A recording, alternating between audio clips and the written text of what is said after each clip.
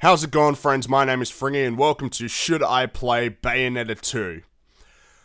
I've played this game for about 6 hours and I can't stop going back to it because, quite honestly, this is one of the best games I've played all year. In fact, it's probably the best. I can't think of a single game I've played this year that's made me feel so fucking happy to play. A game that has invigorated me so much and is such a blast to actually play and feels great when you move around and hit enemies. It all comes together perfectly. Now, this is honestly one of the best hack and slash games I've ever played, and it's all because of the fucking excellent combat. The combat is fantastic. You move fluently, the animations are excellent, and everything connects together. It feels awesome. When you're dodging enemies, jumping into witch time and blasting enemies apart, doing a variety of different combos, chucking them into the air, blasting them out of the arena, and using the Umbran Climax, which is basically a super powerful move where all of your attacks are amplified and giant monsters pop out. It all looks excellent, and that's because of the animations. The animations are so good and connect so well and make you feel so good as a player. It's something that's very hard to explain. It's all because it works together with the variety of different combos and weapons that you can use that makes the combat varied and fun. Using different combos is also really recommended and rewarded because a lot of the difficult combos that require a fast array of pressing the different buttons will often reward you with fucking unparalleled damage towards the enemy, and that tends to build up your gauge more so that you can use Umbran Climax. Every single move in this game feels satisfying. Every time you land an attack, every time you kick an enemy up into the air, every time a giant monster comes out and then slams down on some angels or demons, it feels so fucking satisfying. Now, you may think that a game that's all about combat would get repetitive, and if your game is shit, then it does, like Rise Son of Rome. But in a game like this, there's such a variety of awesome enemies that it really never feels stale. There are so many enemies, I can't even remember all of them. And all of them require different approaches to combat. Some of them attack more violently and more frequently. Other ones are just big fucking beasts and will block you and then you have to dodge them. They all have a variety of different attacks though, so it doesn't feel like you're just dodging the same shit over and over and over.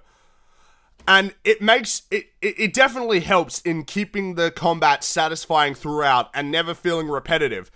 And even if it had repetitive enemies, it would still feel great. One thing that I have to mention, the boss fights in this game are so good that I can just imagine myself going back and fighting these bosses over and over and over again.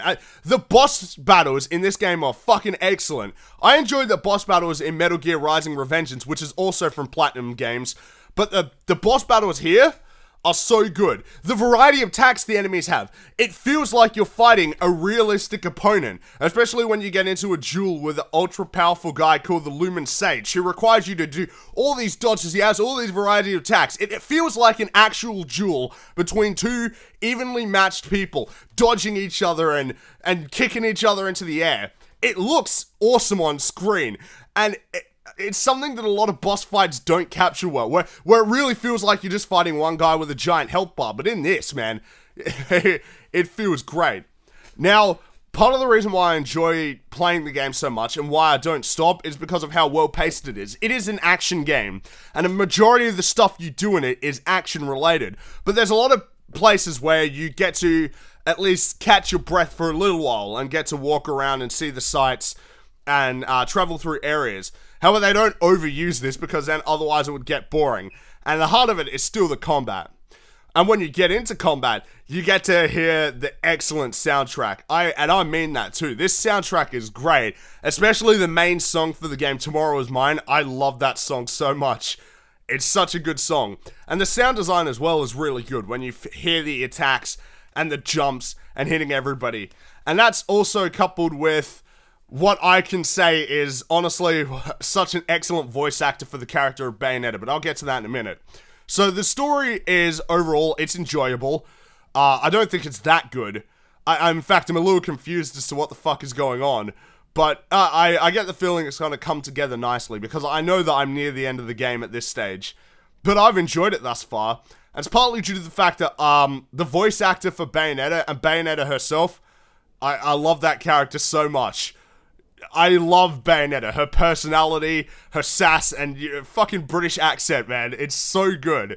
And also, it's a very well-designed character. I know people don't like it because it's sexist, somehow. Apparently, this is misogyny. I don't get it. I mean, and again, you don't really focus on that when you're playing the game. When you're in the rhythm and you're fighting, then you don't really give a shit about that stuff. Now, obviously, as a Wii U exclusive, you're going to be wondering, how's the game look? You know, I'd say the game looks nice for a Wii U game. And that's the thing that you need to always say when you say that. It looks good for a Wii U game. It looks dated to any modern PC game, or even a fucking PS4 or Xbox One game. But it still looks good. However, aside from occasional dips, the game runs at 60 frames per second almost all the time. And that's better than having a fucking... have this amazing looking game that runs like shit. Now, there are moments when the frame rate crashes hard, especially when there's a lot of shit happening on screen, but it's usually very rare and only happens for a second or two. Now, the game is long based on what I've played. I mean, I've played for probably, I said 6 before, but it's probably more like 8 hours or so. And I know that I'm not done yet. I mean, I'm close to the end. But that's long, and I know that I'm going to go play back through this again, because this game has great replay value. You want to go back, explore the areas, and find these hidden challenges, get platinum trophies on each of the chapters. That's something that I can see people doing. So, final thoughts.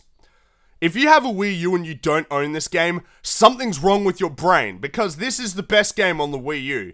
It sounds like a bold statement, but it really is. Bayonetta 2 is the best game that I've played so far this year. It's Game of the Year contender, that's for sure. And it's knocked some things that I was expecting to be up there off the list. It's one of the best hack and slash games I've ever played. And I never thought I'd say that, because there are so many really great ones that have come out. But honestly, if you're a fan of the hack and slash genre, you owe it to yourself to pick up this game, because it is so fucking good in almost every way possible that I can hardly think of anything wrong with this game. I mean, it's damn near perfect. And if you like hack and slash games, you have to buy it. If you have a Wii U, you have to buy it. Hell, if you're a gamer in general, go out and buy a Wii U and play this game. It's really that good. It makes me have no buyer's remorse about getting a Wii U now, because this is the best game that I have played so far this year. It's better than Shadow of Mordor, which I fucking loved. It's definitely better than fucking Watch Dogs and Titanfall and Infamous Second Son and all those games. And unless Super Smash Bros. Comes along and knocks it off, this could be Game of the Year. It's that good. So if you have even remote interest in Bayonetta 2, you have to buy it, because it's that good. Thanks for watching Should I Play Bayonetta 2? I'm Fringy, and as always, have a good one.